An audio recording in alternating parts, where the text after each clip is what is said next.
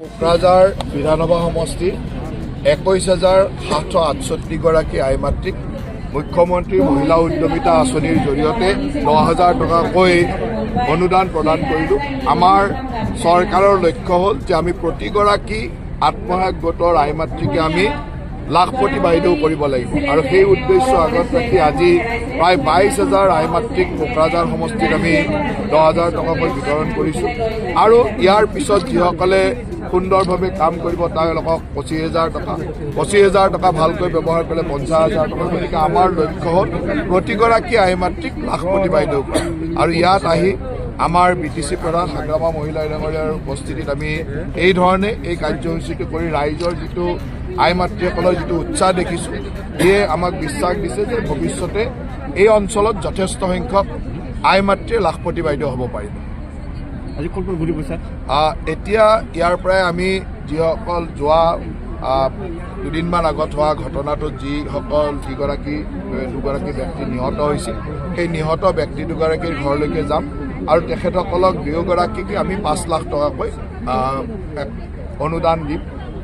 নিশ্চয়কৈ ধনেৰে মৃত্যু কেতিয়াও কৰিব নোৱাৰি, কিন্তু আমাৰ চৰকাৰৰ দায়িত্ব হ'ল যে যিহেতু আমি যি ধৰণে পাৰোঁ সেই ধৰণে অলপ সহায় কৰাৰ চেষ্টা কৰিছোঁ। গতিকে দুয়োগৰাকী পৰিয়ালৰ ঘৰলৈকে গৈ আমি 5 লাখ টকাকৈ অনুদান দিম।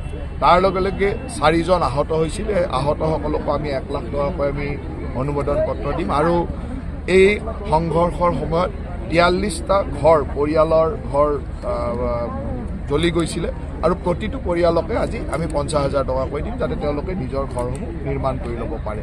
গতিকে মই এতিয়া দুয়োগৰাকী মৃতকৰ ঘৰত আৰু তাৰ লগতে কেম্পলৈকে গৈ যিসকল লোক আছে তেওঁলোকৰ ঘৰ নিৰ্মাণৰ কাৰণে 50,000 টকা এই গোটেইখিনি কথা ইতিমধ্যে আমাৰ আৰক্ষী সঞ্চালক প্ৰধানে গোটেই দুদিন ইয়াতে থাকি গোটেইটো চাই গৈছে।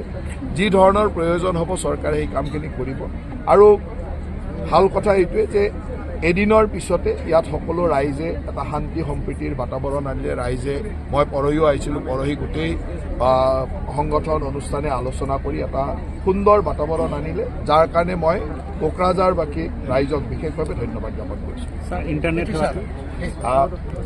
ইণ্টাৰনেট সেৱা এতিয়া যিখিনি ৰিপৰ্ট আছে সেইমতে মোটামুটি ইণ্টাৰনেট সেৱা দিব পৰা পৰিৱেশ আহিছে। আজি আমি আলোচনা কৰি হয়তো সন্ধিয়াৰ পৰা ইণ্টাৰনেট সেৱা দিয়া ব্যৱস্থা আৰম্ভ কৰিম।